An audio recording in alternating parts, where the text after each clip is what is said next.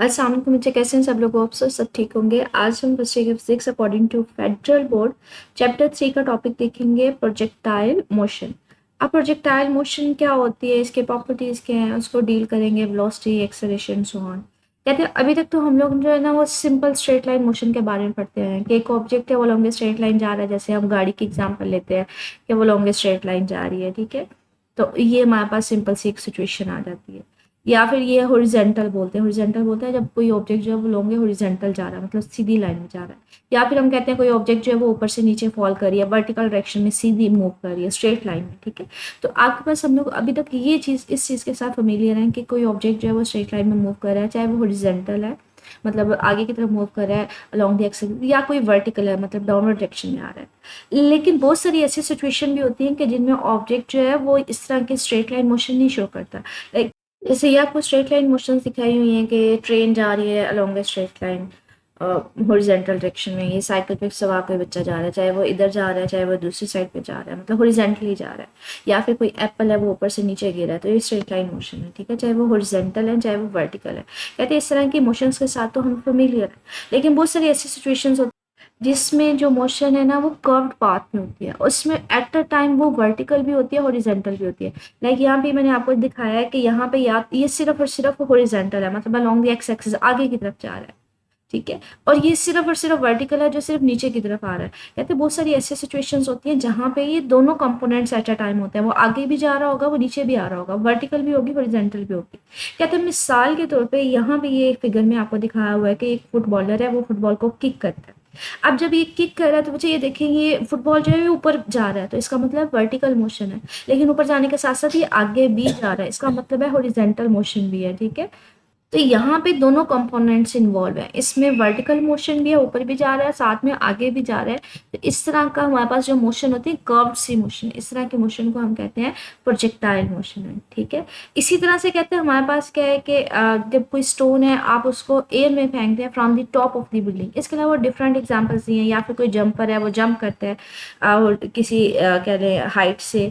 या फिर हमारे पास ये डिफरेंट सिचुएशन, ये देखिए ये लाइक अगर किसी जंपर ने जंप किया तो वो इनिशियली हॉरिजेंटल मतलब अब जंप करेगा, आगे की तरफ जंप करेगा, लेकिन ग्रेविटी की वजह से वो नीचे भी आएगा, तो वो आगे की तरफ भी आएगा और नीचे की तरफ भी आएगा। तो हमारे पास इस तरह से कर्व पाथ को वो फॉलो करेगा, ठीक है। या अगर आप किसी फुटबॉल को किसी हाइट से स्ट्रेट आगे की तरफ कह लें कि फेंकते हैं, आप आगे की तरफ फेंकेंगे लेकिन ग्रेविटी की वजह से वो नीचे भी आएगा, तो वो आगे जाके भी आपने इधर से फेंका था वो आगे भी जा रहा है और साथ साथ नीचे भी आ रहा है। तो इस तरह की जो मोशन होती है वो हमारे पास प्रोजेक्टाइल मोशन होती है। या फिर आप किसी रॉकेट को यहाँ पे लॉन्च करते हैं, मतलब रॉकेट को करते हैं, तो वो भी हमारे पास आपने इनिशियली उसको स्ट्रेट किया था लेकिन वो स्ट्रेट नहीं जाता, वो क्या हो जाएगा उसका पाथ जो है वो थोड़ा नीचे हो जाएगा, किसकी वजह से? ग्रेविटी की वजह से। अब वो आगे भी जा रहा होगा और वो नीचे भी आ रहा होगा, तो यहाँ पे दोनों कंपोनेंट्स हैं, ठीक है। तो वो हॉरिजेंटल डिस्टेंस भी है और साथ में वो वर्टिकल है, मतलब नीचे भी आ रहा है।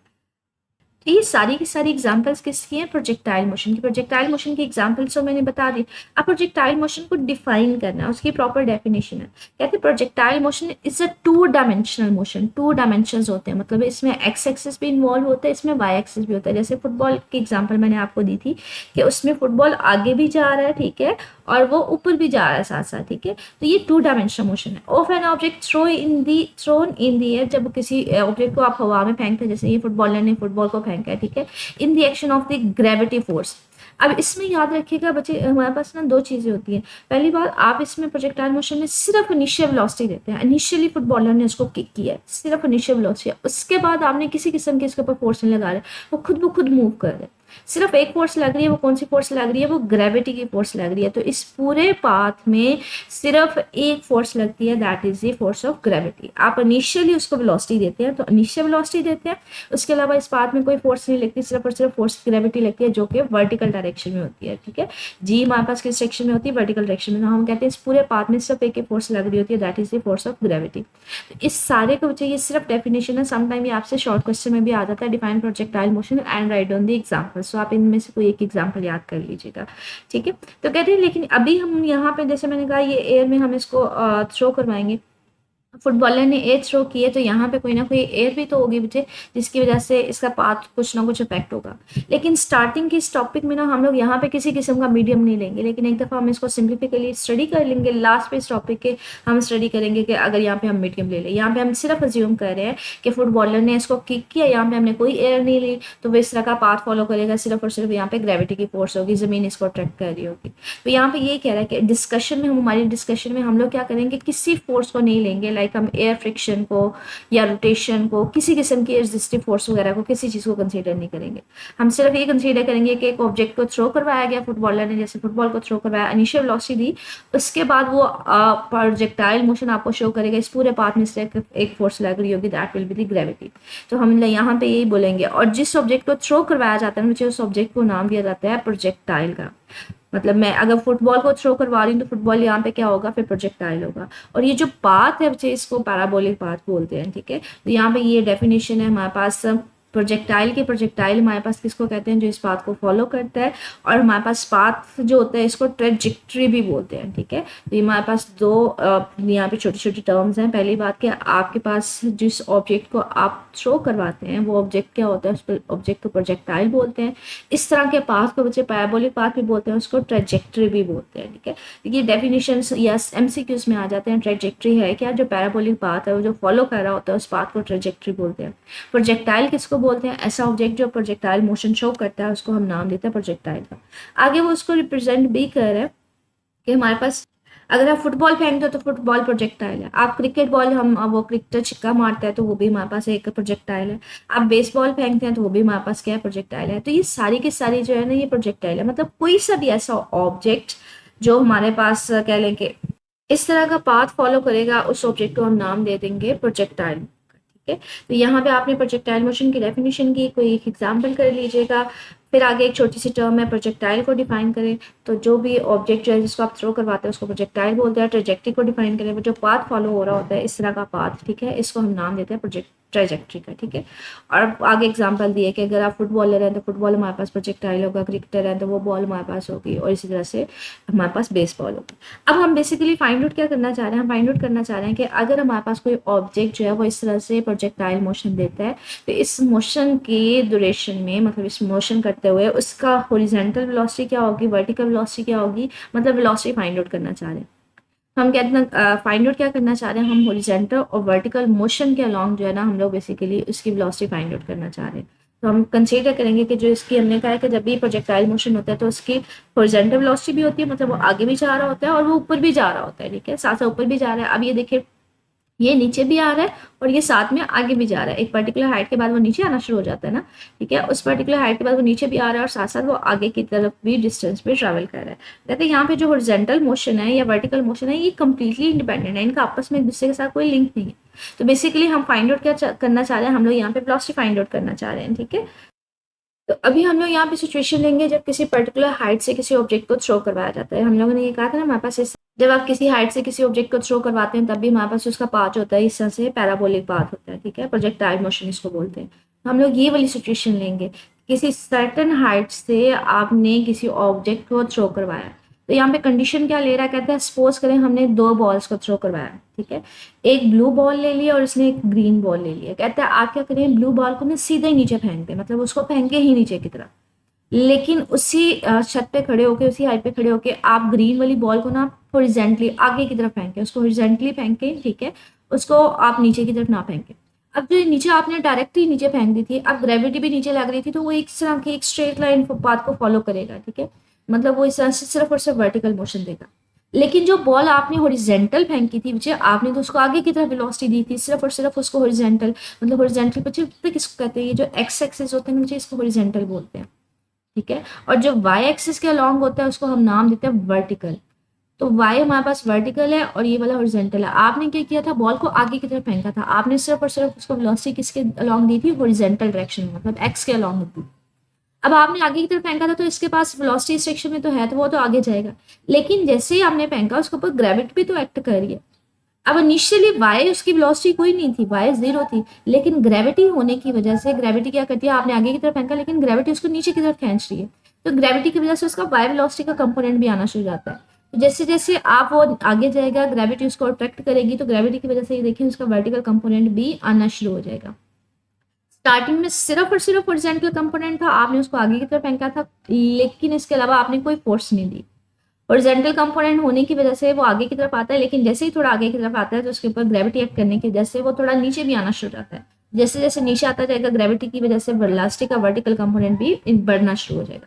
तो यहाँ पे हमारे पास 2 डायमेंशनल मोशन होगी। 2 डायमेंशनल मोशन का मतलब है वो आगे तो जा रहा था, लेकिन ये देखिए आगे जाने के साथ साथ वो ग्रेविटी की वजह से नीचे भी आ रहा है। तो यहाँ पे 2 एक्सिस इन्वॉल्व हो रहे हैं, एक्स एक्सिस भी और वाई एक्सिस भी।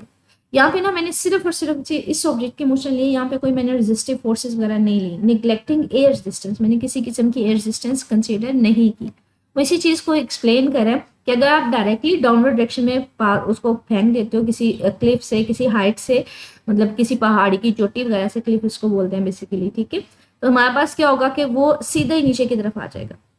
लेकिन अगर आप उसको फेंकेंगे हॉरिजॉन्टली तो हमारे पास क्या होगा, यहाँ पे 2 डायमेंशनल मोशन होगी, वो साथ साथ आगे भी जा रहा होगा लेकिन साथ साथ नीचे भी आ रहा होगा। तो ये 2 डायमेंशनल मोशन जो होगी, ये 2 कंपोनेंट्स इसमें इन्वॉल्व होंगे। 2 कंपोनेंट्स का मतलब है ये एक्स एक्सिस मतलब आगे की तरफ भी आ रहा है, मतलब आपने तो यहाँ से फेंका था वो अब आगे की तरफ भी गया है, और साथ साथ नीचे की तरफ भी आया है। तो हमारे पास इसका वर्टिकल एक्सिस भी है और इसका हॉरिजॉन्टल एक्सिस भी है। तो हम लोग ये फाइंड आउट करना चाह रहे हैं, ये जो वेलोसिटी है अलोंग द एक्स एक्सिस, इसकी वैल्यू क्या आती है अलोंग द वाई एक्सिस की। देखिए इनिशियली तो सिर्फ और सिर्फ एक्स एक्सिस के अलोंग थी, लेकिन जैसे जैसे वो लास्ट पॉइंट पे आता है तो इसका एक्स एक्सिस का कंपोनेंट भी आ जाता है, वाई कंपोनेंट भी आ जाता है। तो हमने इसकी टोटल वेलोसिटी फाइंड आउट करनी है कि इसकी टोटल वेलोसिटी क्या होगी। तो वेलोसिटी हम लोग फाइंड आउट करना चाह रहे हैं कि अलोंग द एक्स एक्सिस कितनी है, अलोंग द वाई एक्सिस कितनी है। तो प्रोजेक्टाइल मोशन के लिए हम फाइंड आउट करना चाह रहे हैं लॉन्च हॉरिजॉन्टली, कि एक इनिशियली किसी हाइट पे खड़े होके आपने उसको हॉरिजॉन्टली फेंका, मतलब सीधा फेंका, स्ट्रेट फेंका। जब आपने उसको फेंका तो हमारे पास उसकी मोशन किस तरह से होगी, मतलब हॉरिजॉन्टल वेलोसिटी उसकी क्या होगी, वर्टिकल वेलोसिटी क्या होगी, तो उसको फाइंड आउट करेंगे। तो कहते हैं बहुत सारी सिचुएशन में हम क्या करते हैं, किसी सर्टेन हाइट से, जैसे यहाँ पे ये भी डायग्राम में भी शो किया हुआ है, किसी सर्टेन हाइट से आपने उसको फेंका, इनिशियल वेलोसिटी देते हैं।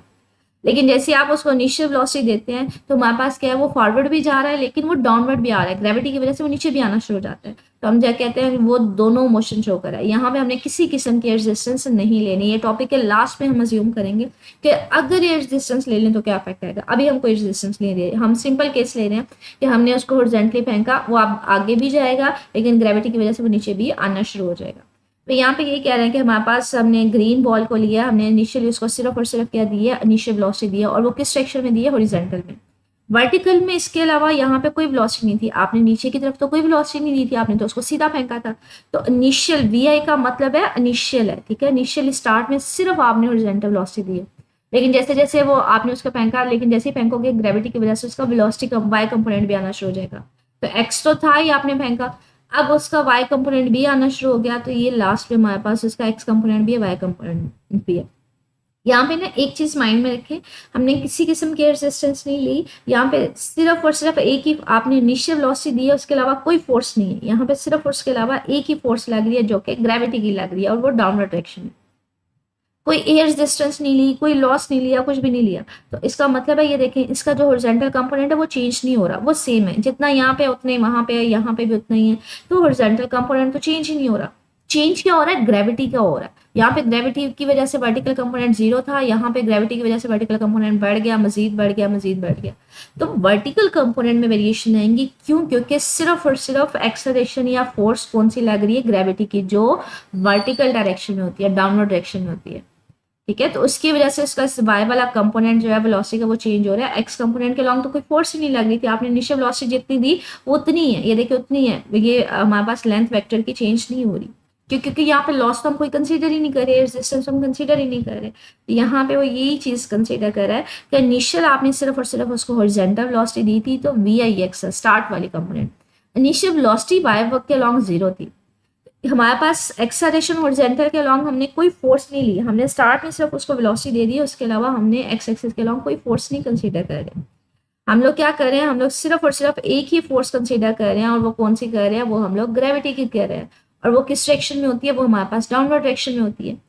तो ग्रेविटी की वजह से हमारे पास जो है वो डाउनवर्ड डायरेक्शन में एक्सेलरेशन है, मतलब डाउनवर्ड डायरेक्शन में फोर्स लग रही ग्रेविटी की वजह से, लेकिन हॉरिजॉन्टल में किसी किस्म की फोर्स नहीं लग रही। हमने कहा था पूरे पाथ में आप कोई फोर्स नहीं लेंगे, सिर्फ और सिर्फ इनिशियल वेलोसिटी देंगे। तो यहाँ पे कहते हैं हॉरिजॉन्टल के अलॉन्ग कोई एक्सेलरेशन नहीं है, लेकिन वर्टिकल एक्सेलरेशन है, और वो कौन सी है, वो ग्रेविटी की वजह से एक्सेलरेशन है, ग्रेविटेशन फोर्स की वजह से। तो ए एक्स 0 है, ए वाई किसके इक्वल है, जी के इक्वल है। अब यहाँ पे एक चीज देखिए मुझे, ऑब्जेक्ट जो है वो नीचे की तरफ आ रहा है, ठीक है, ऑब्जेक्ट नीचे की तरफ आ रहा है, तो ग्रेविटी भी नीचे की तरफ है, दोनों सेम डायरेक्शन में, तो पॉजिटिव लेंगे। लेकिन अगर इसका उल्टा होता, ऑब्जेक्ट ऊपर की तरफ जा रहा होता, तो हमने एक कंडीशन पढ़ी थी कि हमेशा इनिशियल सिचुएशन को पॉजिटिव लेना है, इनिशियल वेलोसिटी को। अगर वो ऊपर की तरफ जा रहा होता और ग्रेविटी फिर हम पास नीचे की तरफ होती, फिर उसको नेगेटिव लेते, क्योंकि ये हमने कंडीशन पढ़ी थी जब इक्वेशन ऑफ मोशन हमने फाइंड आउट की थी ना। हमने कहा ये जब इक्वेशन ऑफ मोशन हमने फाइंड आउट की थी के लिए हमने कहा था हमारे पास इनिशियल वेलोसिटी को क्या लेंगे, पॉजिटिव डायरेक्शन में लेंगे, जिस डायरेक्शन में इनिशियल वेलोसिटी होगी। बाकी उसकी अगर ऑपोजिट है तो वो हमारे पास नेगेटिव आ जाएंगे, ठीक है। तो यहाँ पे ये कहते हैं अगर हम कंसीडर कर लेते कि ऑब्जेक्ट जो है वो जा ही ऊपर की तरफ रहा है, ठीक है, तो उस केस में फिर हमारे पास क्या होता है, ग्रेविटी नेगेटिव हो जाती। लेकिन यहाँ पे क्या है, यहाँ पे तो हमारे पास ऑब्जेक्ट भी नीचे की तरफ आ रहा है और ग्रेविटी भी नीचे की तरफ है, इसलिए दोनों क्या लिया जाएगा, पॉजिटिव लिया जाएगा, ठीक है। इनिशियल वेलोसिटी के हमने कंपोनेंट्स फाइंड आउट कर लिए, हमारे पास एक्स कंपोनेंट वी आई है, मतलब इनिशियल वेलोसिटी है V I X, final component 0 है। लेकिन अगर आप यहाँ पे देखें एंड पॉइंट पर वेलोसिटी का वाई कंपोनेंट भी आ गया है, एक्स कंपोनेंट तो है ही, एक्स कंपोनेंट में कोई चेंज नहीं आया, जितना पहले उतना ही बाद में है। तो यहाँ पे फाइनल वेलोसिटी जो है एक्स कंपोनेंट की, वो कहते हैं वो वही है जो इनिशियल कंपोनेंट था, वो चेंज नहीं हुआ, वो वी आई एक्स ही होगा। अब एक्स की जगह हमेशा हम क्या लिखते हैं, हम लोग कॉस थीटा लिखते हैं। ये जब हम लोगों ने कंपोनेंट्स निकाले थे ना, सेकेंड चैप्टर का टॉपिक था वेक्टर रेजोल्यूशन, उसमें ना हमने कंपोनेंट्स फाइंड आउट किए थे, रेक्टेंगुलर कंपोनेंट्स, ठीक है। वहां पे हमने एक्स कंपोनेंट जब भी निकालते थे तो हमने कहा था एक्स कंपोनेंट की वजह से हमारे पास क्या होगा, एक्स की जगह कॉस थीटा आ जाएगा। तो इसी तरह से अगर यहाँ पे हम लोग फाइंड आउट कर रहे हैं, एक्स कंपोनेंट फाइंड आउट कर रहे हैं, तो एक्स की जगह क्या आ जाएगा, कॉस। तो हमेशा याद रखिएगा एक्स की जगह कॉस आएगा। अब वर्टिकल कंपोनेंट यहाँ पे बॉटम पे आके वो कैसे फाइंड आउट करेंगे वो देखते हैं हम लोग ना। यहाँ पे क्वेश्चन ऑफ मोशन लेंगे, like first equation of motion हमने यूज की है। फर्स्ट इक्वेशन ऑफ मोशन हमारे पास क्या थी, वी एफ। ये क्वेश्चन ऑफ मोशन से हमने ये फर्स्ट इक्वेशन ऑफ मोशन पढ़ी थी, ठीक है, V F is equal to V I plus A T. इस इक्वेशन को हमने यूज किया है वाई कंपोनेंट फाइंड आउट करने के लिए। फाइनल वेलोसिटी हमने निकाली है, फाइनल वेलोसिटी निकाली है वाई कंपोनेंट के, तो ये हमारे पास फर्स्ट इक्वेशन है, V F is equal to V I plus A T. आपने वाई कंपोनेंट के लॉन्ग निकाली है, तो यहाँ पे भी वाई लिख दें, V F Y, V I Y और ए वाई टी, ठीक है, सबके साथ वाई वाई लिख दें। अब यहाँ पे देखें initial velocity along the Y component वो क्या थी, वो तो 0 थी, कोई वेलोसिटी कंपोनेंट नहीं था। तो ये वाली हमने फाइंड आउट भी की थी, इनिशियल वेलोसिटी क्या है, वो 0 है। तो वी आई वाई क्या हो जाएगा, ये तो 0 हो जाएगा, ठीक है, ये टर्म 0 हो जाएगी। अब मैंने क्या कहा था, acceleration along the Y axis, उसको हमने नाम क्या दिया था, वो हमारे पास थी, वो along the Y direction gravity थी, जी थी। तो हमने कहा था अलोंग दी वाई एक्सिस हमारे पास एक्सेलरेशन क्या है, जी। तो जहाँ पे ए लिखे है वहाँ पे जी लिखते हैं। ये मेरे पास फाइनल वेलोसिटी किसकी इक्वल आ जाएगी, V F is equal to G T के। तो final velocity is equal to G T की इक्वल आ जाएगी, ठीक है। ये मेरे पास आ जाएगा expression along the y-axis final velocity. अच्छा, ये जो final velocity along the x-axis ये कहीं हवा से नहीं आई, ये भी इसी एक्सप्रेशन से आई हुई है, फर्स्ट इक्वेशन ऑफ मोशन से। इसको कैसे लिखा हुआ है, मतलब फर्स्ट इक्वेशन ऑफ मोशन है, अगर मैंने इसको x-axis के along मैंने फाइनल वेलोसिटी निकाली तो कैसे लिखूंगी, इस सब के साथ x डाल दूंगी, इसके साथ भी x डाल दूंगी, वी आई एक्स के साथ भी x डाल दूंगी और ए एक्स के अलॉन्ग भी x डाल दूंगी। अब वी आई एक्स किसके इक्वल था, वो तो मेरे पास ऑलरेडी उसकी वैल्यू थी वी आई कॉस थीटा की। ए एक्स क्या था, जैसे मैंने कहा था लॉन्ग एक्स एक्सिस तो कोई फोर्स ही नहीं लग रही, ठीक है, तो वो हमारे पास क्या था, वो 0 था। तो ये वाली टर्म 0 हो जाएगी, तो वी एफ एक्स किसके इक्वल आ जाएगा, वी आई एक्स के इक्वल आ जाएगा। और एक्स की जगह हमने क्या लिख दिया था, कॉस थीटा लिख दिया था। ये हमने कहा था ना पूरे पाथ में सिर्फ इनिशियल वेलोसिटी देते हैं, इसके अलावा एक्स एक्सिस के लॉन्ग हमने कोई फोर्स नहीं लेनी, एक्स कंपोनेंट सेम है, ग्रेविटी 0 है, ठीक है। तो सॉरी ग्रेविटी है, इसके अलावा एक्स के अलॉन्ग कोई फोर्स नहीं लग रही, तो acceleration along the X axis 0 है, ठीक। तो ये मेरे पास वाई कंपोनेंट भी आ गया और एक्स कंपोनेंट भी आ गया। अब एक्स कंपोनेंट और वाई कंपोनेंट दोनों मेरे पास आ गए हैं। वी आई एक्स या एफ एक्स किसके इक्वल है, वी का कॉस थीटा के, और वी एफ वाई हमारे पास किसके इक्वल है, वी जी टी, ठीक है। ये सेकंड चैप्टर में जब हमने टॉपिक किया था ना वेक्टर रेजोल्यूशन का, हमने कहा था अगर हमारे पास एक्स कंपोनेंट और वाई कंपोनेंट आ जाए ना तो हम मैग्नीट्यूड भी फाइंड आउट कर सकते हैं और डायरेक्शन भी। और मैग्नीट्यूड के लिए हमने ना ये फार्मूला फाइंड आउट किया था पाइथागोरस थ्योरम लगा के। मैग्नीट्यूड का फार्मूला डायरेक्टली हमने ये देखेंगे, एक्स कंपोनेंट का स्क्वायर होता है प्लस वाई कंपोनेंट का स्क्वायर होता है।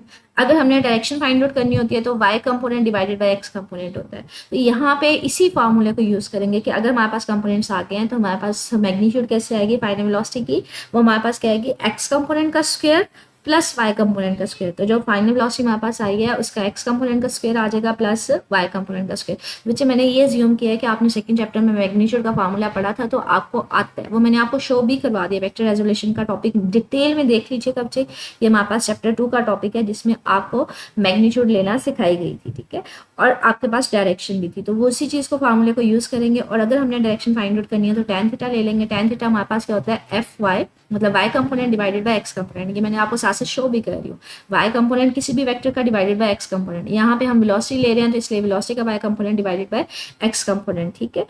तो ये अभी तक हमने फाइंड आउट क्या किया है, हमने ये फाइंड आउट किया कि अगर आप किसी ऑब्जेक्ट को किसी सर्टेन हाइट से फेंकते हैं तो हमारे पास जैसे जैसे वो जमीन पे आता है तो इसका एक्स कंपोनेंट या वाई कंपोनेंट वेलोसिटी का वो किस तरह से चेंज हो जाता है। तो हमने उसका एक्स कंपोनेंट निकाला और वाई कंपोनेंट निकाला। आगे वो छोटी सी यहाँ पे कह रहा है किसी भी इंस्टेंट के ऊपर अगर आपने डिस्टेंस फाइंड आउट करना हो कि अब अपने इसको अगर फेंका था तो हमारे पास उसका कितना उसने एक्स कंपोनेंट मतलब उसने distance along the X axis कितना ट्रैवल किया और उसने टोटल वर्टिकल डिस्टेंस कितना ट्रैवल किया, तो वो कैसे फाइंड आउट करेंगे उसका एक्सप्रेशन आपको यहाँ पे दिया हुआ है कि अगर आपने डिस्टेंस फाइंड आउट करना है अलोंग द एक्स एक्सिस या अलोंग द वाई एक्सिस। अच्छा ये डिस्टेंस आया कहाँ से बच्चे, ये डिस्टेंस जो है ना हमारे पास इक्वेशन ऑफ मोशन जो सेकंड इक्वेशन ऑफ मोशन है वहां से है। वो हमारे पास क्या थी, S is equal to V I T plus 1/2 A T का स्क्वायर। ये सिंपल मैं पहले इक्वेशन ऑफ मोशन लिख रही हूँ, second equation of motion to find out the distance. ये आपके पास डिस्टेंस है, अब ये कहाँ से है उसकी मैं बता रही हूँ कि ये ड्राइव कहाँ से हुआ है। 1/2 8 sorry S is equal to V I T plus 1/2 8 T का स्क्वायर। ये हमारे पास सेकंड इक्वेशन ऑफ मोशन थी ना।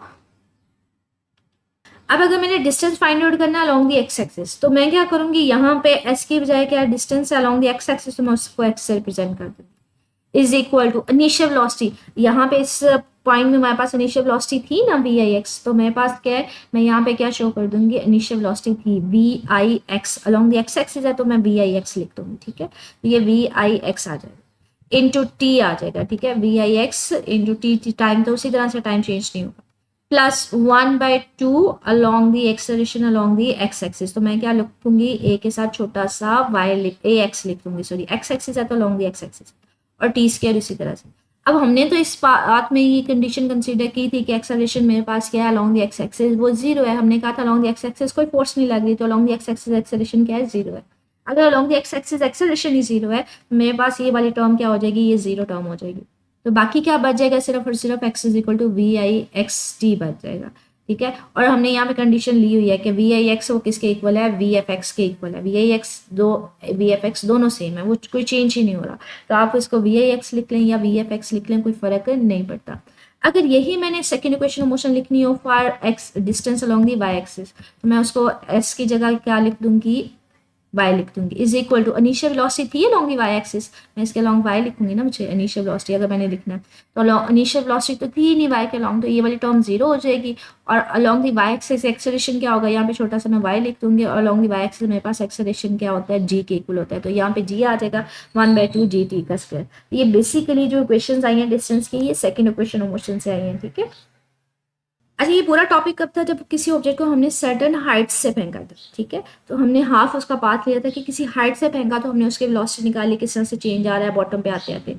अगला जो इसका पार्ट है ना यहाँ पे अब हाइट से नहीं ले रहे, अब वो कह रहे हैं अगर हम उसको जमीन से ही किसी एंगल के ऊपर लॉन्च करवाएं, मतलब जमीन से ही जैसे फुटबॉलर ने किक किया था जमीन से ही उसको फेंके इनिशियल वेलोसिटी के साथ उसको किक करवाओ, फिर उसके पूरे पाथ में वेलोसिटी में किस तरह से चेंज आ रही है, फाइनल वेलोसिटी उसके along the X axis Y axis वो किस तरह से चेंज हो रही है वो हम उसको शो करें। तो ये डेरिवेशन बेसिकली जो है इनिशियल एंगल से, मतलब स्टार्टिंग से जब आपने जमीन से उसको किसी एंगल के ऊपर उसको स्ट्राइक किया तो कब हमारे पास तब वेरिएशन किस तरह से होंगी।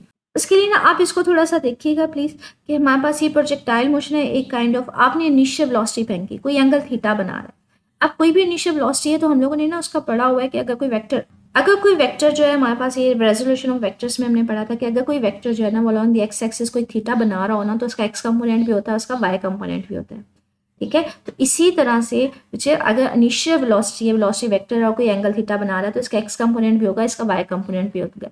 वो हमने आपको बताया था इस जब सेकंड चैप्टर में हमने ये टॉपिक पढ़ाया था, हमने कहा था इसके यहाँ पे डॉटेड लाइन खींचते हैं एक्स एक्सिस पे भी वाई एक्सिस पे भी, एक्स एक्सिस से यहाँ तक इसका एक्स कंपोनेंट होता है और वाई कंपोनेंट होता है। तो इसी तरह से अगर आपने प्रोजेक्टाइल मोशन में अगर किसी ऑब्जेक्ट को इनिशियल वेलोसिटी दी है तो इसका एक्स कंपोनेंट भी होगा इसका वाई कंपोनेंट भी होगा। वही डॉटेड लाइन यहाँ पे खींचेंगे तो ये इसका एक्स कंपोनेंट आ जाएगा ये इसका वाई कंपोनेंट आ जाएगा। अब इस पूरे पाथ में आपने सिर्फ इनिशियल वेलोसिटी देनी है, इनिशियली इसको वेलोसिटी एनर्जी देनी है, उसके बाद पूरे पाथ में कोई फोर्स नहीं लगेगी, सिर्फ एक फोर्स लग रही होगी, ग्रेविटी की फोर्स, जो डाउनवर्ड डायरेक्शन होगी। अब ये देखिए आपने इनिशियली उसको वेलोसिटी दी, उसका एक्स कंपोनेंट भी है, वाई कंपोनेंट। अब एक्स के अलॉन्ग तो कोई फोर्स ही नहीं लग रही, तो एक्स कंपोनेंट ये देखें जितना यहाँ पे उतना ही यहाँ पे, उतना ही यहाँ पे, उतना ही यहाँ पे, ये चेंज नहीं हो रहा। लेकिन वर्टिकल वाला कंपोनेंट चेंज हो रहा है, ये ज़्यादा है।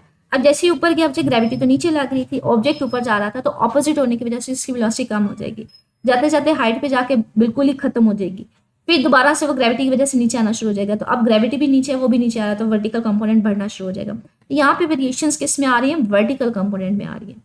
तो याद रखिएगा मैक्सिमम हाइट पे जाके, यहाँ पे वैसे इनिशियली इसकी वर्टिकल कंपोनेंट ज़्यादा है, वेलोसिटी ज़्यादा है, ऊपर जाने की वजह से ग्रेविटी नीचे है, वो ऊपर जा रहा है, तो अपोजिट डायरेक्शन में होने की वजह से इसकी एनर्जी कम होती है। यहाँ पे देखें मैक्सिमम हाइट पे जाके उसका वर्टिकल कंपोनेंट बिल्कुल ही जीरो हो जाता है, फिर ग्रेविटी की वजह से वो नीचे आना शुरू हो जाता है। तो वेरिएशंस किस में आना शुरू हो जाते हैं, वर्टिकल कंपोनेंट में। ठीक है, तो यहाँ पे ये कह रहा है कि आपने ऑब्जेक्ट को इनिशियल वेलोसिटी दी है और इनिशियल पुश दिया है, इसके अलावा कोई फोर्स नहीं दी। ठीक है, इसके अलावा सिर्फ और सिर्फ फोर्स ऑफ ग्रेविटी है, आपने सारी के सारी रेजिस्टिव फोर्सेज जो है वो जीरो कर दी। तो कहते हैं हॉरिजॉन्टल एक्सेलरेशन कोई नहीं है, अलोंग द एक्स एक्सिस आपके पास कोई फोर्स नहीं है, acceleration along the X axis zero होगा।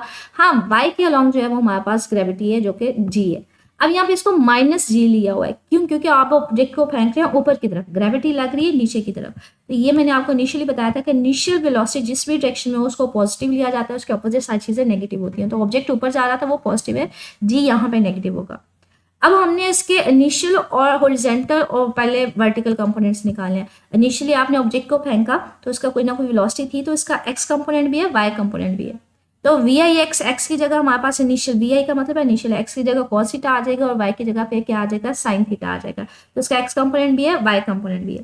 कहते हैं जो हमारे पास हॉरिजॉन्टल कंपोनेंट है वो कांस्टेंट रहता है, क्यों? क्योंकि मैंने कहा है कि इस पूरे पाथ में किसी किस्म की हॉरिजॉन्टल फोर्स नहीं लग रही।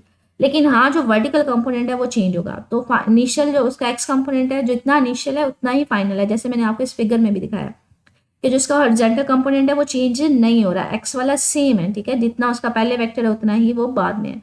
तो एक्स कंपोनेंट जो इसका एक्स इनिशियल है वही फाइनल है। तो V F X is equal to V I is equal to V I cos theta.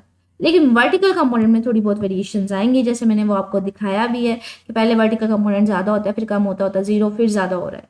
ठीक है, तो ये इसमें वेरिएशंस आ रही हैं। वो इसको निकालेंगे कैसे, वो इसको निकालेंगे फर्स्ट इक्वेशन ऑफ मोशन से। फर्स्ट इक्वेशन ऑफ मोशन हमारे पास कौन सी है, V F is equal to V I plus A T. ठीक है, ये हमारे पास फर्स्ट इक्वेशन ऑफ मोशन हमने यूज की है to find out the Y component. अब मैंने वाई कंपोनेंट के लिए फाइंड आउट करना था बच्चे, मैं सारी टर्म्स के साथ छोटा छोटा वाई लिख दूंगी, इसके साथ भी वाई लिख दूंगी, इसके साथ भी, और ए वाई भी। अब हमारे पास इस पाथ में तो जो मेरे पास, जब मैंने उसको ज़मीन से हम लोगों ने किक करवाया, इनिशियल वेलोसिटी दी है, इसमें तो इनिशियल उसकी वर्टिकल वेलोसिटी थी ना, अब इनिशियल वेलोसिटी इसकी है वर्टिकल वेलोसिटी। तो अब ये टर्म जो है वी आई की जगह हमारे पास आ जाएगा वी आई साइन थीटा, और यहाँ पे ए वाई की बजाय हमारे पास यहाँ पे आ जाएगा जी, लेकिन यहाँ पे माइनस जी लेना है, वो आपको ऑलरेडी मैंने बता दिया। ये माइनस जी हमारे पास क्या होगा, क्यों होगा, क्योंकि हमारे पास ऑब्जेक्ट ऊपर की तरफ फेंकते हैं, ग्रेविटी नीचे की तरफ है, तो इनिशियल वेलोसिटी ऊपर की तरफ है, इसलिए ग्रेविटी नीचे की तरफ नेगेटिव है, तो ये माइनस जी आ जाएगा। ठीक है, तो इसकी जगह माइनस जी ले लिया। अब एक्स कंपोनेंट हमारे पास आ गया, वाई कंपोनेंट भी आ गया फाइनल वेलोसिटी का, तो हम मैग्नीट्यूड फाइंड आउट कर सकते हैं, एक्स कंपोनेंट का स्क्वायर प्लस वाई कंपोनेंट का स्क्वायर। डायरेक्शन हमने फाइंड आउट करनी है, तो X Y component divided by X component, theta is equal to tan inverse. Theta basically आपको डायरेक्शन देता है, Y component divided by X component. अब आपने अगर डिस्टेंस फाइंड आउट करना है इस सारे में, इस प्रोजेक्टाइल मोशन में, जब आपने उसको ज़मीन से फेंका तो वो कितना आगे तक गया और उसने कितनी हाइट्स ट्रेवल की, तो आपने अगर उसका horizontal vertical distance find out करना है तो वो कैसे फाइंड आउट करेंगे, ये उसके लिए क्वेश्चन है। ये अगेन वही इक्वेशन हम सेकंड इक्वेशन ऑफ मोशन इस्तेमाल करेंगे।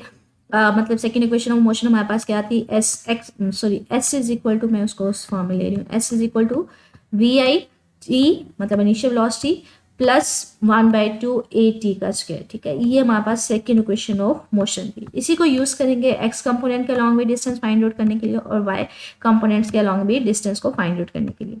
अब अगर एक्स कंपोनेंट के अलॉन्ग फाइंड आउट करना है तो मुझे एस की जगह एक्स आ जाएगा, मेरे पास वी आई की जगह यहाँ पे एक्स आ जाएगा, और ए एक्स मुझे हमारे पास क्या है, वो तो जीरो है, अलॉन्ग द एक्स एक्सिस कोई एक्सेलरेशन है ही नहीं, तो ये टर्म जीरो हो जाएगी। और ये वी आई एक्स की जगह आप वी एफ एक्स भी लिख सकते हैं। ठीक है, यहाँ पे लिखा हुआ है डिस्टेंस को आपने किससे रिप्रेजेंट कर दिया, एक्स के अलॉन्ग है तो इसको एक्स से रिप्रेजेंट कर देंगे, v is equal to V I, उसी तरह से x की जगह क्या आ जाएगा, cos थीटा आ जाएगा, ठीक है। तो यहाँ पे cos थीटा और साथ में टाइम t आ जाएगा, ठीक है। cos थीटा x की जगह हमारे पास कंपोनेंट है ना वी आई एक्स, तो यहाँ पे cos थीटा और साथ में टाइम t।